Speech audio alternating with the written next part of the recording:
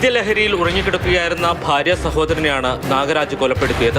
കത്തി ഉപയോഗിച്ച് കഴുത്തറുത്തായിരുന്നു കൊലപാതകം. കൊല്ലപ്പെട്ട സോൾരാജ് മാതാപിതാക്കളെ വീട്ടിൽ നിന്ന് ഇറക്കി വിട്ടിരുന്നു. കൂടാതെ മദ്യപിച്ച് ബഹളമുണ്ടാക്കുകയും ചെയ്തു. ഇതാണ് പ്രകോപനത്തിന് കാരണമെന്നാണ് കരുതുന്നത്. ഈ മരണപ്പെട്ട സോൾരാജ് സ്ഥിരമായിട്ട് ഇവരുടെ മാതാപിതാക്കളെ ഉപദ്രവിക്കുമായിരുന്നു. അച്ഛനെയും അമ്മയും വല്യമ്മയൊക്കെ സ്ഥിരമായിട്ട് ഉപദ്രവമായിരുന്നു. സ്ഥിരം മദ്യപാനിയുമായിരുന്നു. ഈ സംഭവം ഉണ്ടാകുന്ന ദിവസം ഈ വീട്ടിലെ അച്ഛനും അമ്മയും വല്യമ്മയൊക്കെ ഉപദ്രവിച്ച് വീട്ടിൽ നിന്ന് ഇറക്കി വിട്ടിരുന്നു. അത് ഈ മകളുടെ ഭർത്താവ് ഇത് അറിഞ്ഞിട്ട്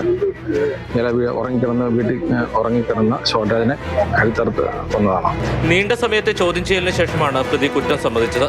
കൊലയ്ക്ക് ഉപയോഗിച്ച കത്തി ഇയാൾ ഏലത്തോട്ടത്തിൽ ആദ്യം ഉപേക്ഷിച്ചു. പിന്നീട് പിറ്റേ ദിവസം വീണ്ടും എത്തി കത്തിയെടുത്ത് സമീപത്തെ തോട്ടിലെറിയുകയായിരുന്നു. പോലീസ് ഫയർഫോഴ്സിന്റെ സഹായത്തോടെ നടത്തിയ തിരച്ചിലിൽ ഈ കത്തി കണ്ടെത്തി.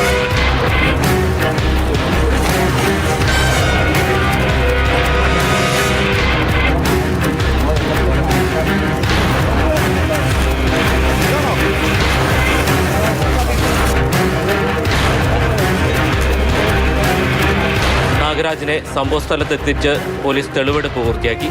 കോടതിയിൽ ഹാജരാക്കിയ പ്രതിയെ റിമാൻഡ് ചെയ്തു.